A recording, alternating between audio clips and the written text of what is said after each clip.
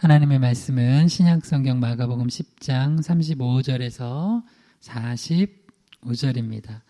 마가복음 10장 35절에서 45절을 함께 쭉 같이 읽고 말씀을 듣겠습니다. 세베대 시작. 세베대 아들 야고보와 요한이 주께 나와 여짜오되 선생님이여 무엇이든지 우리가 구하는 바를 우리에게 하여 주시기를 원하옵나이다.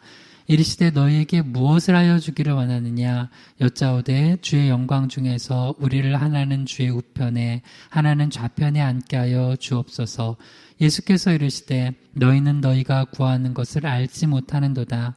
내가 마시는 잔을 너희가 마실 수 있으며 내가 받는 세례를 너희가 받을 수 있느냐. 그들이 말하되 할 수 있나이다. 예수께서 이르시되 너희는 내가 마시는 잔을 마시며 내가 받는 세례를 받으려니와 내 좌우편에 앉는 것은 내가 줄 것이 아니라 누구를 위하여 준비되었든지 그들이 얻을 것이니라. 열제자가 듣고 야고보와 요한에 대하여 화를 내거늘 예수께서 불러다가 이르시되 이방인의 집권자들이 그들을 임의로 주관하고 그 고관들이 그들에게 권세를 부리는 줄을 너희가 알거니와 너희 중에는 그렇지 않을지니 너희 중에 누구든지 크고자 하는 자는 너희를 섬기는 자가 되고 너희 중에 누구든지 으뜸이 되고자 하는 자는 모든 사람의 종이 되어야 하리라. 인자가 온 것은 섬김을 받으려 함이 아니라 도리어 섬기려 하고 자기 목숨을 많은 사람의 대속물로 주려 함이니라. 아멘. 기도하겠습니다. 아버지 하나님, 오늘도 이렇게 주일 예배로 나아갑니다. 우리의 심령이 온전히 주님의 말씀과 또 예수 그리스도의 보혈과 성령의 은혜 가운데 새롭게 되는 예배 되게 하여 주시옵소서.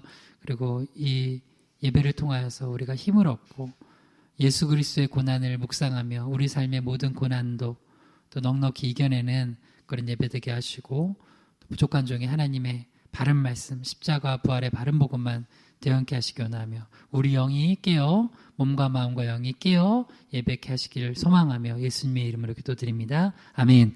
오늘 말씀의 제목을 한번 따라해 보겠습니다. 예수님께서 바라시는 제자. 예수님께서 바라시는 제자. 오늘 마가복음 10장 35절에서 45절 본문으로 예수님께서 바라시는 제자 세 번째 시간이자 이제 종결 설교를 하겠습니다.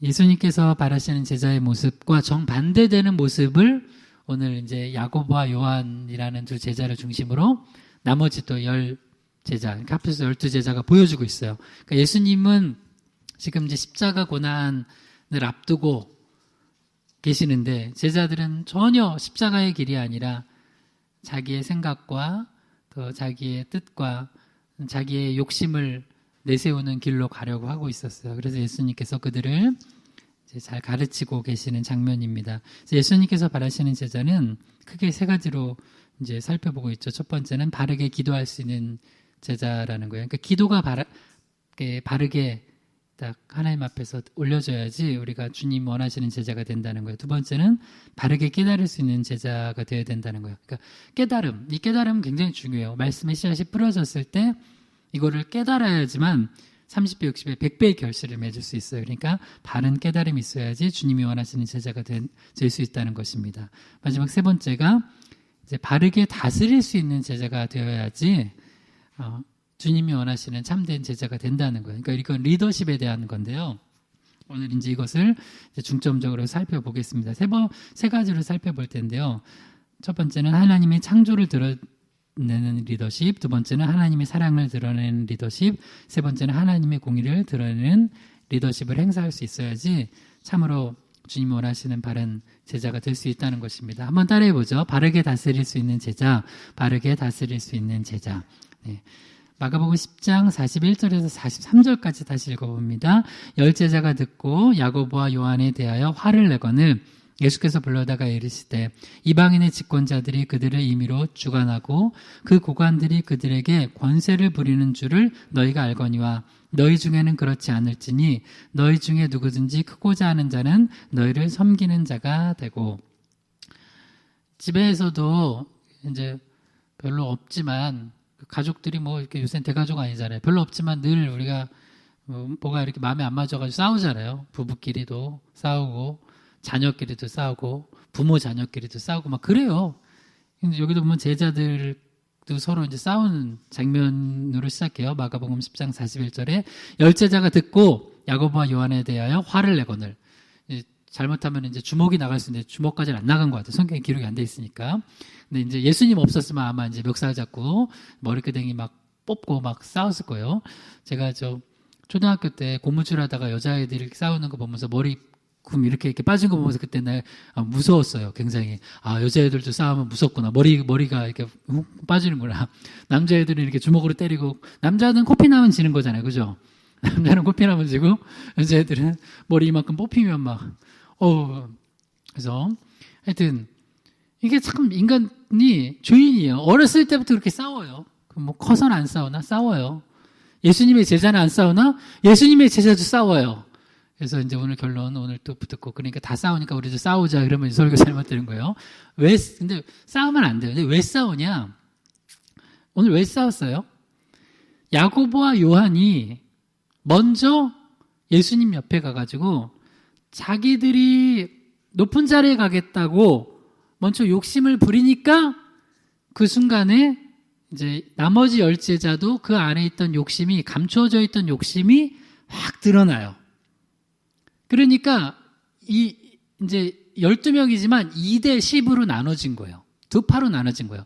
그러니까 항상 사탄 마귀가 역사하면 욕심이 잉태한즉 죄를 낳고 죄가 장성한즉 사망을 낳느니라라는 공식으로 가요. 영적 공식인데, 그래서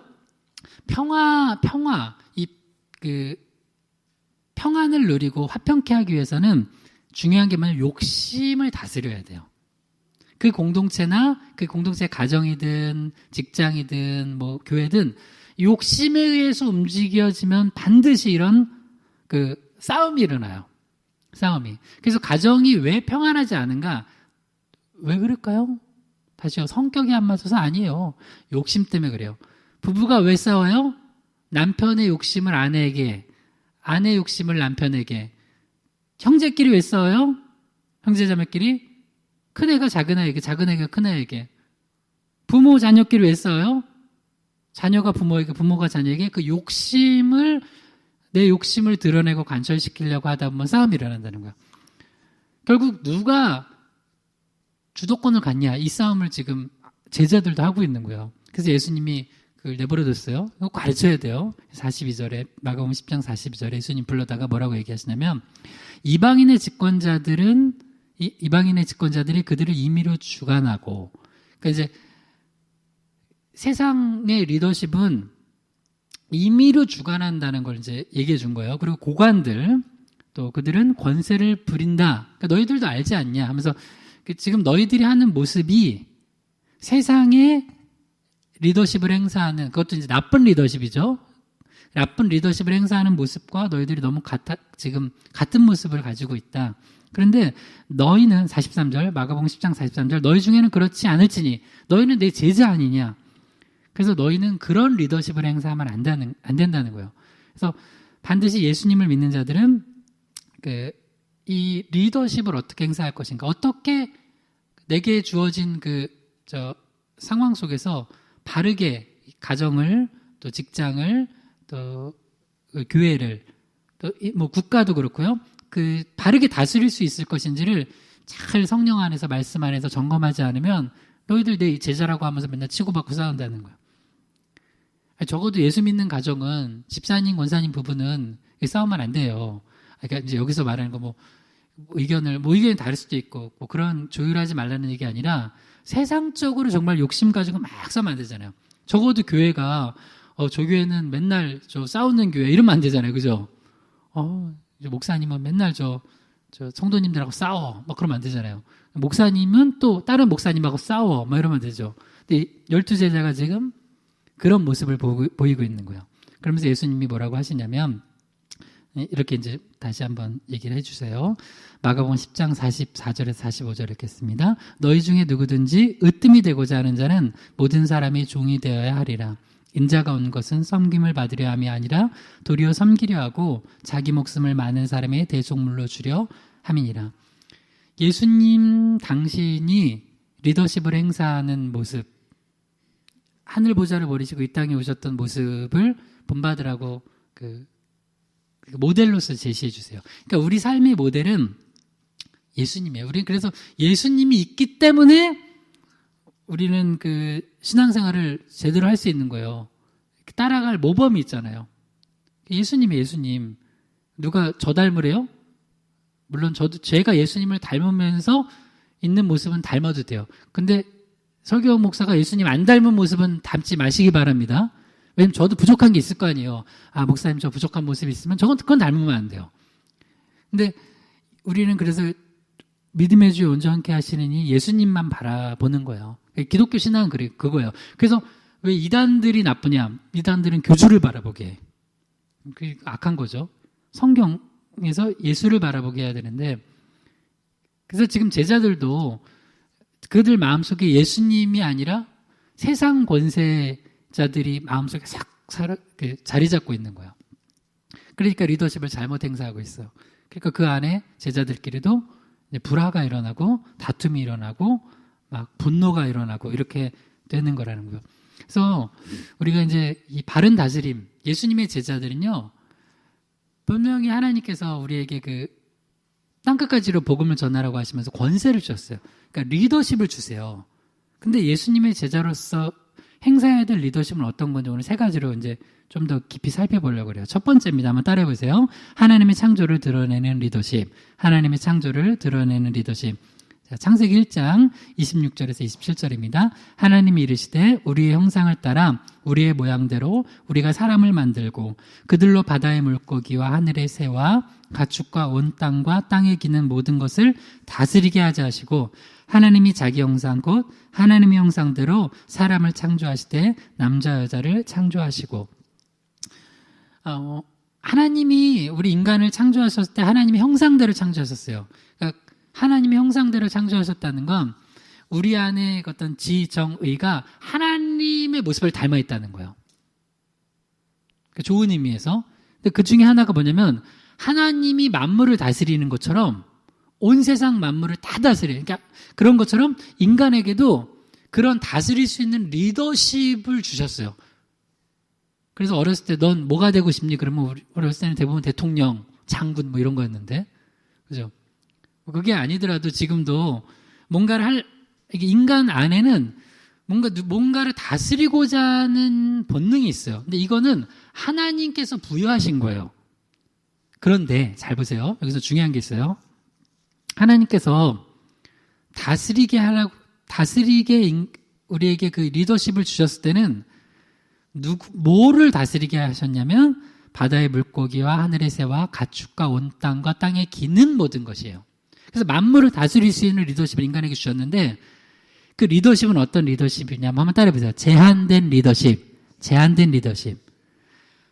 온 세상을 다스리는 최종 리더십은 하나님께 있어요. 그래서 하나님은 인간도 다스리시고 천사도 다스리시고 사탄 마귀도 다스리시고, 그 다음에 또 돌멩이 하나까지, 바람까지, 예수님은 바다까지 다스리셨잖아요. 근데 인간은요, 여기서 봐요. 인간은 만물을 다스리는데 다스리도록 허락 안 한 게 있어요. 그게 뭐예요? 하나님을 다스리면 안 돼. 우리가 어떻게 하나님을 다스려? 하나님께 다스림 받아야 되는데. 그래서 가장 교만한 사람들이, 하나님을 없다고 생각하는 사람들은 뭐냐면 내가 하나님의 자리에 가 있고 하나님을 다스리는 거예요. 그래서 교만한 사람들은 하나님도 내 말을 따라야 된다, 뭐 이런 사람이 있어요. 그거는 완전 잘못된 리더십이에요. 또 하나가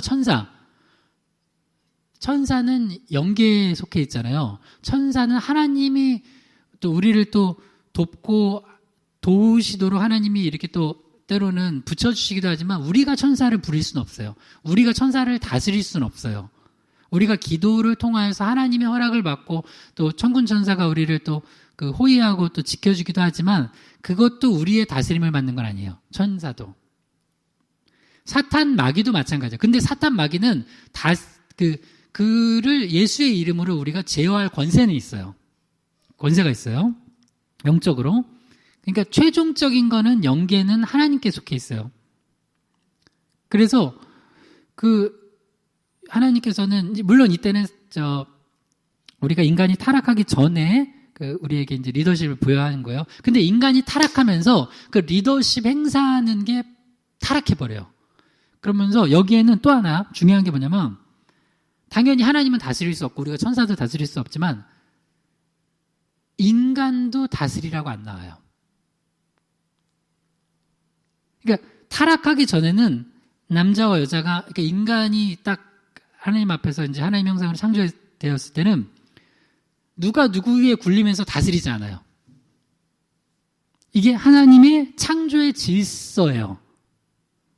근데 만약에 인간이 인간을 착취하고 다스리는 모습으로 있다면 이거는 창조의 질서에 어긋나 있는 거야. 이건 뒤에 그 하나님의 사랑을 드러내는 리더십과 공의를 드러내는 리더십과 연관이 되니까 살짝만 살펴볼게요.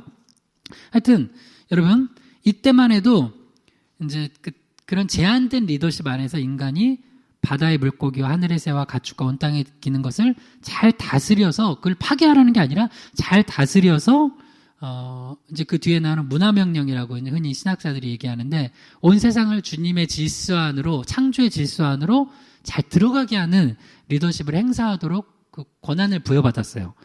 창세기 1장 28절이요. 하나님이 그들에게 복을 주시며 하나님이 그들에게 이르시되 생육하고 번성하여 땅에 충만하라. 땅을 정복하라. 바다의 물고기와 하늘의 새와 땅에 움직이는 모든 생물을 다스리라 하시니라. 이제 이거는 흔히 이제 신학자들이 문화명령이래요. 그래요. 문화명령. 그러니까 이걸 이제 우리가 잘못 알아서 자연 만물을 막 이렇게 파괴하고 착취하는 형태로 가는데 그러면 안 되죠. 지금도 브라질에 아마존이 막 엄청나게 우리에게 산소를 공급해 주는데 너무 무분별하게 막 개발해가지고 요새 이러다가 큰일 난다고 막 하거든요. 근데 그 외에도 정말 지금 요새는 우리 어렸을 때 무슨 이렇게 코로나 말고도 황사 이런 것 때문에 마스크 쓰고 다니지는 않았잖아요. 그죠? 근데 지금은 이런 생각이 들어요. 코로나 때문에 그나마 공장 덜 돌려가지고 막 맑아지고 막 그럴 때도 있었잖아요. 그럴 정도로 환경이 막 파괴가 됐단 말이에요. 근데 이거는 하나님의 창조의 질서를 드러내는 리더십을 행사하지 않은 거예요. 그래서 하나님의 창조의 질서를 드러내는 방식으로 가면요. 말 그대로 질서가 잡혀요. 질서가. 만물이, 가정이, 그리고 우리 또 환경이 질서가 잡혀요. 그리고 또 하나가 리더십을 행사하는데 아까 봐요. 제한된 리더십을 행사해요. 그러니까 함부로 그 리더십 자기가 넘어서는 그걸 월권이라고 하잖아요. 넘어서는 리더십을 통하여서 착취하고 파괴하지 않는다는 거예요. 그래서 우리가 예수 그리스도를 바르게 믿는 제대로 믿는 그 제자가 되면요. 우리를 통하여서 우리가 행사하는 리더십을 통하여서 하나님의 창조의 질서가 드러나게 돼요. 그 다음 또 하나가 하나님의 창조의 질서를 드러낸다는 건 뭐냐면 영적인 질서를 잡는 건데 영적인 질서를 파괴하는 게 뭐냐면 우상숭배예요. 로마서 1장 22절에서 23절이요. 스스로 지혜 있다 하나 어리석게 되어 썩어지지 아니하는 하나님의 영광을 썩어질 사람과 새와 짐승과 기어다니는 동물 모양의 우상으로 바꿨느니라. 분명히 창세기에서는 이런 새, 짐승, 동물 이거는 우리가 숭배할 게 아니라 예배할 게 아니라 다스릴 건데 인간이 타락하면서 그걸 가지고 그거를 우상숭배해요. 그걸 예배해요. 아니 새들도 원하지 않아요. 짐승도 원하지 않아요. 코끼리도 원하지 않아요. 근데 이거를 너무 우상숭배하는 거야. 여러분 이거는 이제 오해하지 말고 들으세요. 애완동물 키우세요. 근데 나는 반려동물이라는 말은 좀 바꿨으면 좋겠어.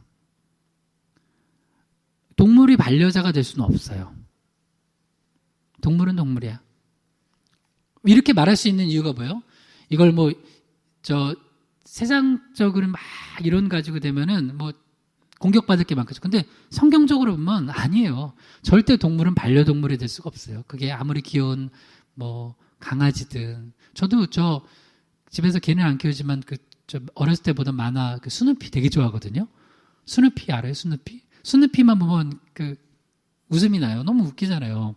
거기는 거의 스누피가 개가 주인을 다스릴 정도로 막 되게 똑똑한 개인데 좋아요. 근데 개나 고양이나 그 어떤 것도 반려동물이 될 수는 없어. 반려자는 사람이에요. 할렐루야. 이거 아멘 해야 돼요. 그리고 이게 심지어 이게 넘어서서 우리가 사랑의 대상이 되더라도 아껴주더라도 사람처럼 사랑하면 안 돼요. 그죠? 그러다가 심지어 그걸 넘어서서 사람과 개가 있어요. 누굴 구해야 돼요? 누굴 구해야 돼? 사람을 구해야 돼. 똑같은 거. 근데 그게 어느 순간 내 개가 내가 키우는 10년 키운 개야. 여기 보니까 모르는 애야. 차에 치려고 그래. 누굴 구해야 돼요? 이거 대답이 안 나와요? 당연히 사람이에요, 당연히. 말도 안 되는 논리를 펴서, 그래도 내 10년 키운 개가 내가 모르는 처음 보는 애보다 낫지 하면서 개를 구하면 안 돼요. 그리고 이게 더 넘어서서 그런 짐승들, 새, 이런 걸 우상 숭배한다면 그건 창조의 질서를 깨는 거예요. 로마서 1장 24절에서 25절이요. 그러므로 하나님께서 그들을 마음의 정욕대로 더러움에 내버려 두사 그들의 몸을 서로 욕되게 하게 하셨으니 이는 그들이 하나님의 진리를 거짓 것으로 바꿔 피조물을 주물 주보다 더 경배하고 섬김이라. 주는 곧 영원히 찬송할 이시로다. 아멘. 그래서 이제 이게 크게 두 가지인데요. 하나는 이제 그렇게 다스려야 될 것을 여기서 착취하라는 건 아니에요. 동물도 막 착취하면 안 되죠. 잘 다스리고 질서 가운데 있어야 우리가 리더십을 행사해야 될 걸 우리가 하나님보다 더 섬기고 있다면 그거는 잘못된 거고요. 그리고 그런 방향으로 나중에는 개권이 인권보다 더 세질 수도 있어요. 그렇게 법이 된다. 그러면 이거 잘못되는 거예요. 그리고 여러분 마음속에 이미 그렇게 됐다면 잘못되어 있는 거고 그런 우상숭배를 하고 있다면 잘못된 거고요. 그리고 이 명령은 뭐냐면 그렇기 때문에 영적인 질서가 잡히는 거예요. 영적인 질서. 그래서 또 하나가 뭐냐면은 하나님이 세워주신 영적인 질서를 흐트러뜨리지 않는 리더십을 행사하는 거예요. 그러면 그게 하나님의 창조를 드러내는 거예요. 예를 들어서 저는 목사로서 아무리 사랑한다고 해도 남자와 여자가 결혼하는 거는 그건 하나님의 질서를 깨는 거예요. 그거는 그렇게 설교할 수밖에 없어요. 제가 만약에 모든 사랑을 품는다고 해서 제가 주례를 남자와 여자 주례를 해주는 목사가 되면 그거는 더 사랑이 많은 목사예요? 하나님의 창조를 깨는 리더십을 행하는 거예요. 그리고 또 그래서 여기서 뭐냐면 하나님이 그 정욕대로 더러움에 내버려 두신다는 거잖아요. 하나님이 다스리지 않는 거예요. 그러니까 여러분 내 마음대로 내 마음대로 행하고 하나님의 다스림을 받지 않는 게 좋은 게 아니라 하나님이 내버려 두신다는 건 망한다는 거예요. 그래서 진짜 지혜로운 사람 하나님은 우리 가정을, 나 개인을, 우리 회사를, 이 나라를, 교회를 다스려 달라고 해요. 뭘로? 하나님의 창조의 질서답게. 그리고 또 영적인 질서가 있으니까 우리는 하나님 외에 영적인 걸 의지하면 안 돼요.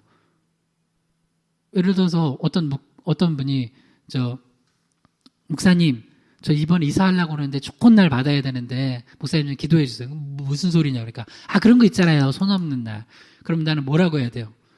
그 영적인 질서를 어그러뜨리는 얘기를 하고 있으면 그걸 그렇죠. 제가 기도해 드리겠습니다 하고 내가 날짜도 받아줘 목사가. 이러면 안 되잖아요. 그건 바르게 또 창조 질서 안에서 그건 영적으로 잘못된 거라고 가르쳐 주는 거예요. 그 다음 주일 성수. 하나님이 그렇게 그 질서 있잖아요. 엿새 동안 열심히 일하고 적어도 한 날은 그게 이제 우리는 이제 예수님 부활하신 날 주일을 지키는 거니까 주일 성수 영원히 예배하면서 안식하고 멈추는 거예요. 왜 어떤 사람은 예를 들어서 이제 자기가 사업을 하거나 하는 사람 그게 장사를 하건 음식을 팔던 사업을 하건 주일날 문을 열면 돈을 더 버는데 문을 닫아. 그럼 왜 그렇게 하는 거냐? 이게 바로 하나님의 창조의 질서를 드러내는 리더십이에요. 그것만으로도 사람들이 왜 저 집은 주일날 열면은 매출 주일날만도 1,000만 원은 될 텐데 왜 쉬지? 그러면 그걸 딱 듣는 거야. 하나님을 믿기 때문에 그러는구나. 그러면서 그게 간접 전도가 되는 거예요. 근데 또 어쩔 수 없이 그렇게 또 일을 해야 되는 또 있잖아요. 주일이 열어서. 그런데 어떤 사람은 피곤한데도 주일날 이제 오랜만에 주일 오프여서 쉬려고 하는데 그날 굳이 너 어디 가냐? 나랑 놀자, 쉬자 하는데 아니 난 교회 가야 된다고. 세상 사람들은 저렇게 힘들고 피곤한데 왜 주일날 쉬지 교회를 가? 그러면서 또 하나님이 계시구나라는 걸 알게 하는 거야. 그러니까 이런 창조 질서를 세워주는 리더십을 여러분들이 행사해야 된다는 거예요. 여러분 가정에서도. 그래서 자녀들한테도 그걸 가르쳐 주는 거예요. 다. 그래서 이런 영적인 질서를 바르게 세워나갈 때 누가 기뻐하냐? 하나님도 기뻐하시지만 새들도 강아지도 기뻐해요. 로마서 8장 19절에서 21절에요. 피조물이 고대하는 바는 하나님의 아들들이 나타나는 것이니 피조물이 허무한 데 굴복하는 것은 자기 뜻이 아니요 오직 굴복하게 하시는 이로 말미암음이라. 그 바라는 것은 피조물도 썩어짐의 종노릇한 데서 해방되어 하나님의 자녀들의 영광의 자유에 이르는 것이니라. 아멘. 그러니까 새들도 짐승들도 뭐 물고기도 우리가 우상 숭배하는 걸 좋아하지 않아요. 그러니까 그들이 그렇게 고통받고 있는 건 우리 인간이 죄를 졌기 때문에 그 질서 안에서 그 위기 안에서 같이 고통받는 거라고요. 그래서 우리가 제대로 된 복음 안에서 창조의 질서로 회복하고 하나님의 아들로서 주의 자녀로서 바르게 리더십을 행사하는 거를 이제 모든 만물도 고대하고 있다는 거예요. 그러니까 이게 바로 우리가 예수님의 제자로서 바르게 다스리는 첫 번째 모습이라는 거예요. 자, 두 번째 한번 따라해 보세요. 하나님의 사랑을 드러내는 리더십, 하나님의 사랑을 드러내는 리더십. 자, 창세기 3장 16절입니다. 또 여자에게 이르시되 내가 내게 임신하는 고통을 크게 더하리니 내가 수고하고 자식을 낳을 것이며 너는 남편을 원하고 남편은 너를 다스릴 것이니라 하시고. 자, 처음에 하나님께서 우리 앞에서 봤죠? 인간을 하나님 형상으로 지으시고 다스리라고 하셨을 때는 사람은 빠져 있었어요. 인간은 하나님이 아담 지으시고 그다음 하와 지으실 때는 어떤 관계로 붙여졌어요? 서로 헬퍼로 붙였어요. 헬퍼. 돕는 배필로. 그러니까 도와야 돼요. 그러니까 서로의 부족한 점을 도와주는 그게 인간관계의 핵심이에요. 그러니까 어떤 사람을 만났을 때 창조의 원리대로 순응하면요 헬퍼가 돼요.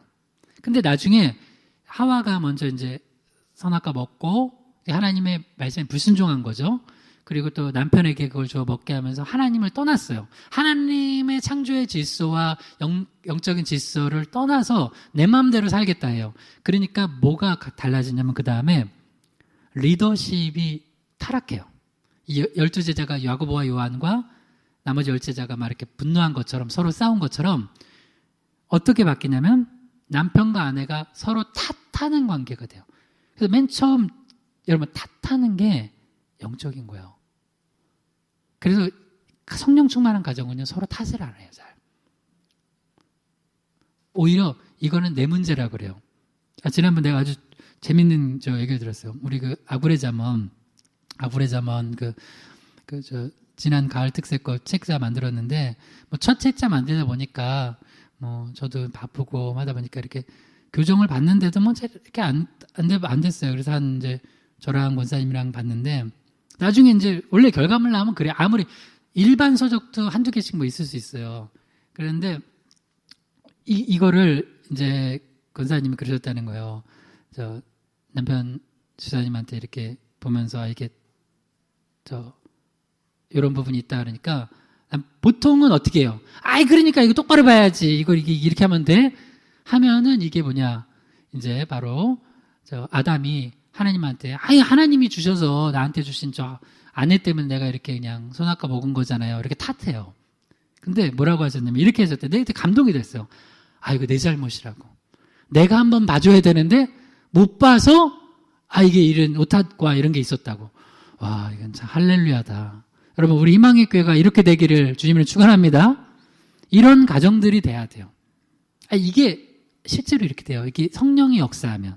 근데 악령이 역사하면 뭐가 되냐면 탓을 해요. 아담은 하와 탓하고, 하와는 뱀 탓하고, 물론 나빴죠, 사탄 마귀가. 근데 결국은 죄진 건 인간이잖아요. 그리고 결국 나중에 하나님 탓하고. 이렇게 하다가 리더십이 깨지는데 그러면서 하나님께서 이제 내리신 벌이 뭐였냐면 하와 너는 남편 밑에 리더십으로 들어가라는 거예요. 그래서 너는 남편을 원하고 남편은 너를 다스릴 것이니라. 이게 남편을 원한다는 게 되게 좋게 사랑한다는 의미가 아니라 남편 없이는 네가 혼자 살아가기 힘들 거야 이제. 원래 부족해서 인간은 그래서 붙여줬지만 그러니까 철저히 종속적 관계가 돼버린 거야.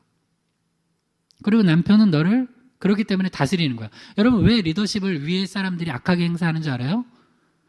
왜 위에 회장님들이나 사장님들이나 나쁜 분들 얘기하는 거예요? 밑에 갑질하는 줄 알아요? 그걸 알아. 기가 막히게 알아. 윗사람들은 결국 내 주머니에서 돈 나와가지고 쟤네들 먹여 살리는 거니까 내가 이렇게 갑질해도 제가 어떻게 못할 거라는 거예요. 그러니까 그걸 해. 막 행사해요.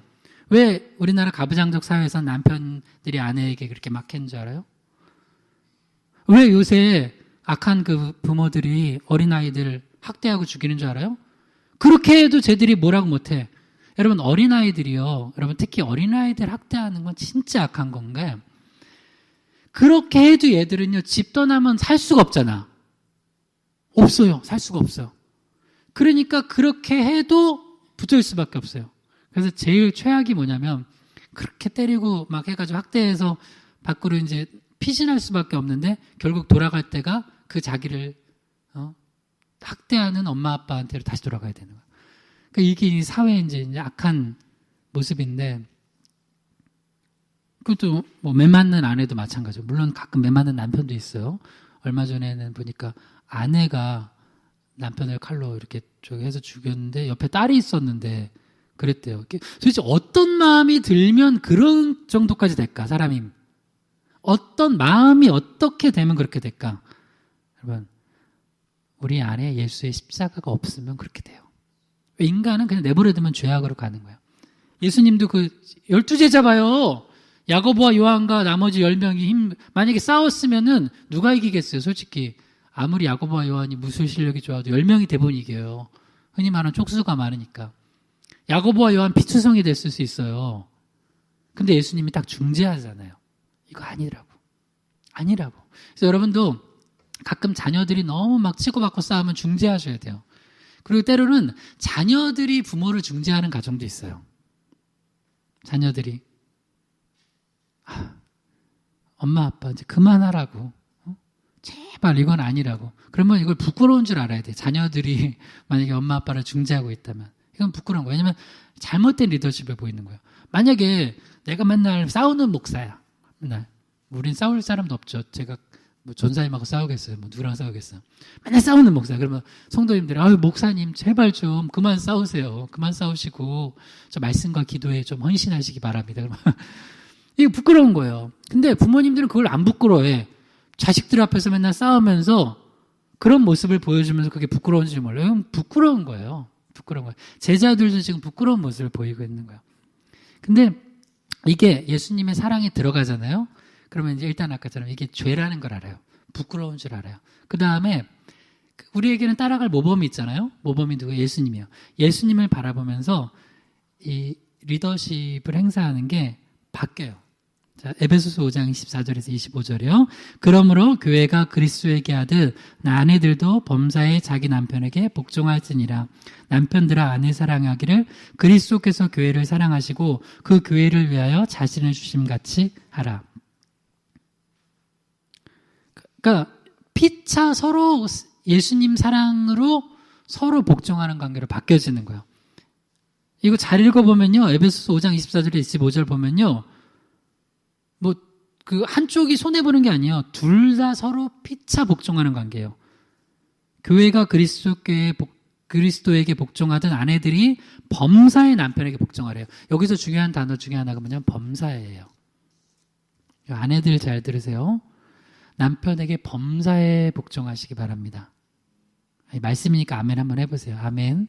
그리고 여기 그 다음 25절, 에베소 5장 25절은 남편들은 아내를 어떻게 사랑해야 되냐면 그리스도 예수께서 교회를 사랑하시고 교회를 위해 자신을 주심같이 하라는 거예요.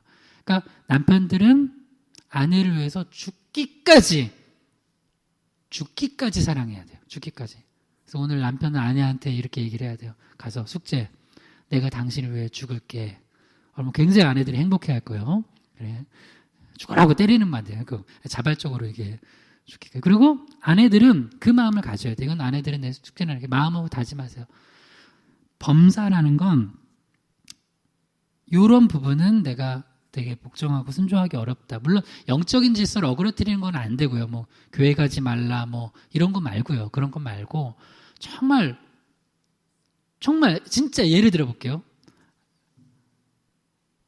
예를 들어서 남편이, 물론 이런 남편이 되면 또 안 되지만, 자기는 누워가지고 리모컨 이렇게 하고 있는데 물 떠오라고 그래 갑자기. 내가 노비도 아니고, 그죠? 여자들 노비 아니잖아요. 물론 그런 리더십 행사는 남편 잘못된 거예요. 근데 이 말씀 가지고 하는 거예요. 여기 있어요 남편님 하면서 물을 갖다 드리고, 손톱 좀 깎아봐 그러면 손톱도 깎아드리고. 물론 요새 남편들 그렇게 강큰 남편도 별로 없어요. 저도 안 그래요. 저도 그럴 수 없어요. 그죠? 근데 이건 뭐냐면 하나님의 사랑을 드러내는 그 자발적인 복종의 리더십인 거예요. 그러니까 우리 원래는 예수 안에서 진리 안에서 자유하게 돼 있어요. 그런데 예수 그리스도를 믿으면 신기하게 자유케 된 자들이 그 자유를 가지고 함부로 그 남을 핍박하거나 착취하지 않고 신기하게 그 자유 안에서 서로 복종하는 관계로 가요. 이게 창조의 질서로 다시 회복되는 리더십을 행사하는 거예요. 갈라디아서 5장 13절에서 15절이요. 형제들아 너희가 자유를 위하여 부르심을 입었으나 그러나 그 자유로 육체의 기회를 삼지 말고 오직 사랑으로 서로 종노릇하라. 온 율법은 내 이웃 사랑하기를 내 자신같이 하라 하신 한 말씀에서 이루어졌나니 만일 서로 물고 먹으면 피차 멸망할까 조심하라. 우리 교회가 너무 작아가지고 내가 좋은 예만 들은 거예요. 너무 작아서 이름을 안 얘기해도 대부분 알겠네요. 우리 교회 권사님 중에 좀 몸이 아프신 분이 있어요. 그래서 제가 이제 신방 전화를 하는데 이렇게 남편 집사님 칭찬을 하는 거야. 일 갔다 와서 그렇게 힘들 텐데 본인은 이제 그 집에 계시잖아요. 근데 이제 좀 힘드시잖아요. 여러 가지 이제 몸이 불편하시고 하니까 집에서 설거지를 그렇게 열심히 해준대요. 그게 내가 훌륭한 집사님이라고 그렇게 내가 이제 했죠. 그러니까 이게 뭐예요? 보통 같으면 이게 예수님 사랑 없으면 뭐냐면 대부분 그걸 따져요. 그래 나는 이만큼 했으니까 너도 이만큼 해. 그게 인지상정 아니에요. 물론 그렇게 해주면 좋죠. 근데 예수님의 사랑이 있으면 내가 이만큼 했는데 내가 요만큼 더 해주면 저 사람이 조금 더 편하겠지? 내가 요만큼 좀 더 줘야 되겠다. 내가 요만큼 헌신했지만 내가 조금 더 사랑을 베풀면 저 사람은 더 마음이 기쁘겠다. 그러면 그렇게 하는 거예요. 그게 뭐예요? 바로 오직 사랑으로 서로 종노릇하는 거예요. 그러면 반대쪽에서도 또 주님의 사랑을 받고 또 그렇게 해줘요. 자녀들도 부모님에게, 부모도 자녀에게, 남편도 아내에게 서로 이렇게 해주는 관계. 그래서 우리가 이렇게 할 수 있으려면 사랑을 받아야 돼. 누구의 사랑을? 예수 사랑. 예수님 사랑 받아야 돼요. 그래서 일단 여러분 왜 주일날 예배 드리러 가냐면 예수님 사랑 받는 거예요. 이 사랑 받아야지 그래야지 또 돌아가서 우리 가정에서나 직장에서 그 사랑을 베풀 수 있는 거예요. 그래서 난 주일날 여러분이 사랑 많이 받고 갔으면 좋겠어요. 여러분 하나님이 여러분 너무 사랑하십니다. 할렐루야. 네, 그래서 그 사랑으로 서로 피차 종노릇하면서 그래서 여러분 가는 곳을 하나님의 나라가 임하게 하는 그런 분들이 되었으면 좋겠습니다. 마지막으로 한번 따라해 보세요. 하나님의 공의를 드러내는 리더십. 하나님의 공의를 드러내는 리더십. 예레미야 5장 30절에서 31절입니다. 이 땅에 무섭고 놀라운 일이 있도다. 선지자들은 거짓을 예언하며 제사장들은 자기 권력으로 다스리며 내 백성은 그것을 좋게 여기니 마지막에는 너희가 어찌하려느냐. 여기서 이제 잘못된 리더십 둘이 나와요. 선지자가 거짓 예언을 한대요. 거짓 예언자들 너무 많았잖아요, 성경에. 진짜 좋은 예언자도 있었지만 거짓 선지자들이 거짓을 예언해요. 그러면 하나님의 뜻을 알 수가 없잖아요. 그럼 백성들은 이게 하나님 뜻인 줄 알고 가다가 망해요. 그리고 백성들을 망하게 하는 리더십을 행사해요. 제사장들은 권력으로 다스린대요. 이제 뭐냐면 하나님이 부여해 주시는 권한이 있어요. 여러분 다 있죠? 가정에서도 그렇고 여러분 직장에서도. 근데 여러분 그걸 아셔야 돼요. 인간은요 의인이에요, 죄인이에요? 죄인이에요. 의인은 없어요. 그래서 어떤 사람이든 권력을 주고 그 권력을 이제 두 가지예요. 영적으로 위에서 다스림을 받지 않고 밑에서 그 권력을 견제하지 않으면, 다시요. 성경적 얘기하는 거예요. 위로는 하나님으로부터. 그러니까 이렇게 믿음이 있어야 돼요. 믿음을 가지고 위로부터 내가 하나님으로부터 그 권력을, 제한된 권력을 다스림 받지 않으면 권력을 남용해요. 그리고 또 밑에서부터 그 권력을 견제받지 않으면 권력을 남용해요. 그게 대통령이든 국회의원이든 판사든 검사든 회장님이든 사장님이든 부장님 똑같아요. 대리도 똑같아.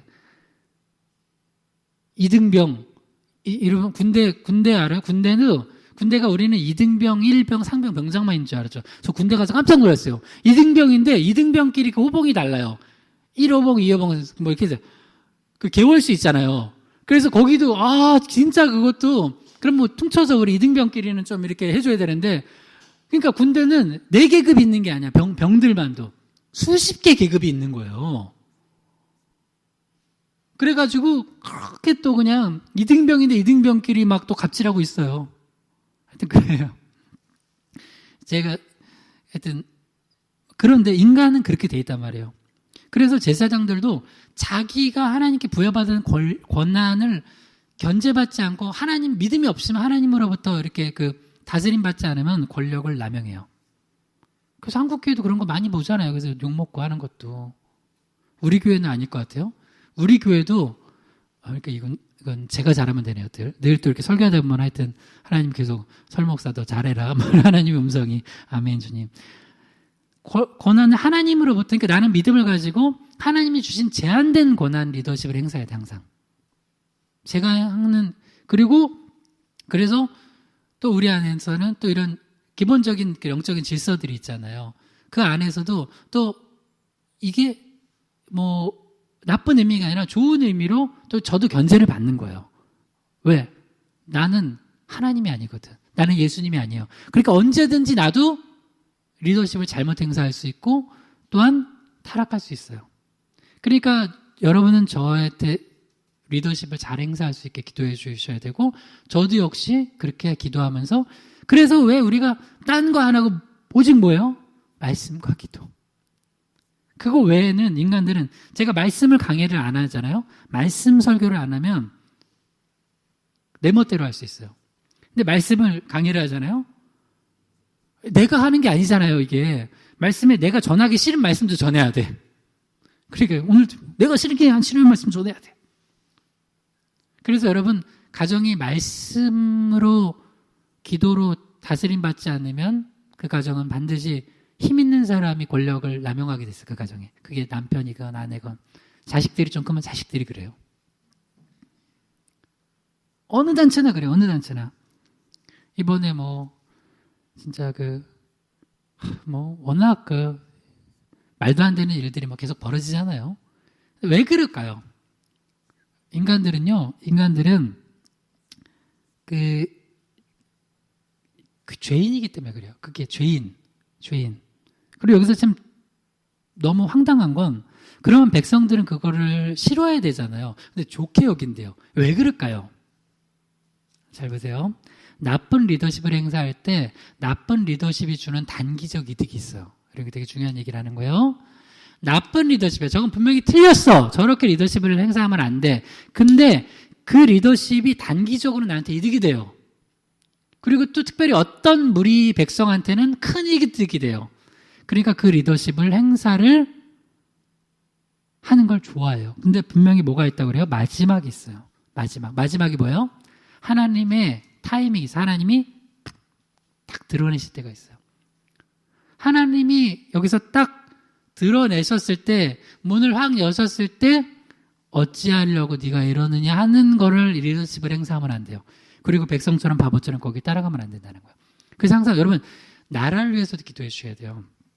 신명기 16장 18절에서 20절이요. 내 하나님 여호와께서 내게 주시는 각 성에서 내 지파를 따라 재판장들과 지도자들을 둘 것이요, 그들은 공의로 백성을 재판할 것이니라.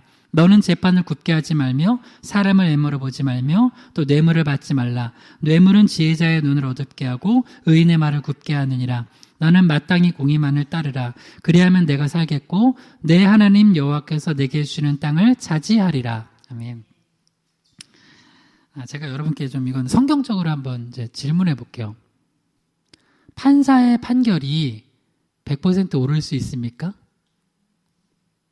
검사의 기소와 그들이 하는 것들이 100% 오를 수 있습니까? 없겠죠. 없다고 성경에 나와요. 없다고.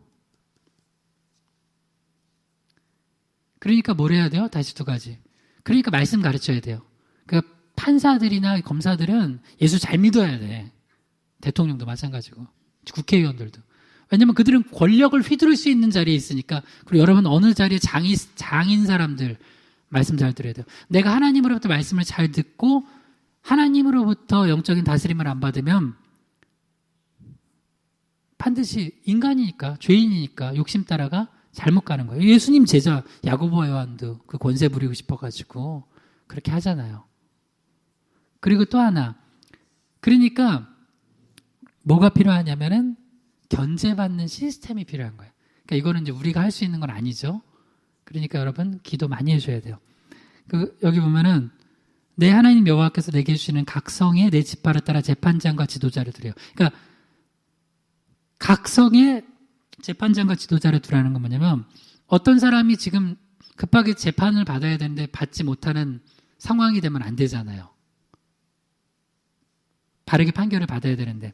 그러니까 그 정의를 잘 실현할 수 있는 시스템을 갖춰두고 그 다음에 공의로 백성을 재판하라고 하나님께서 명령을 하시는데요. 그 재판을 굽게 하는 일을 할 수 있는 예를 두 가지 들어요. 하나는 사람을 외모로 보지 말라는 거예요. 외모. 또 하나는 뇌물을 받지 말라는 거예요. 그러니까 이 두 가지가 외모라는 건 뭐예요? 그냥 내 아는 사람 싸바싸바 할 수 있는 거예요. 그죠? 이번에도 그런 일들이 벌어지잖아요. 그죠?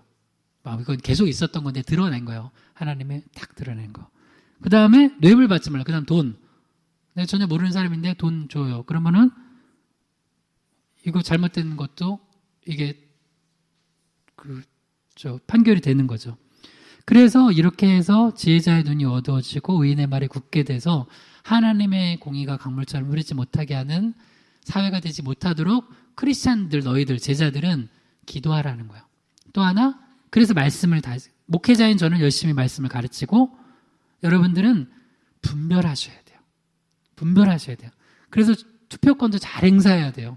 적어도 이게 하나님의 공의를 강물처럼 흘려보낼 수 있는 국회의원인가, 대통령인가, 지방자치단체 장들인가. 목회자를 뽑을 때도 똑같아요. 목회자도. 그래서 여러분 하나님의 공의를 잘 드러내는 리더십을 행사해야 돼요.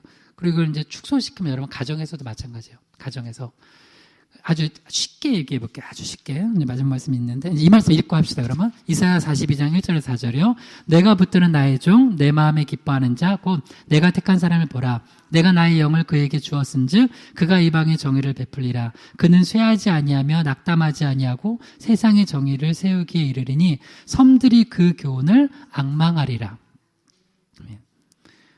예수님은 어떤 리더십을 행하신다고요? 온 세상의 열방의 정의를 펼치시는 거예요. 포로된 자에게 자유를 주시는 분이에요. 눌리고 억압된 자에게 그들을 풀어주시는 거예요. 아픈 자들을 싸매주시고. 그러니까 거기 그렇게 아프고 눌리고 압제당했을 때는 그를 압제하고 아프게 하고 착취하는 사람들이 있다는 거예요. 그런 시스템이 있다는 거예요.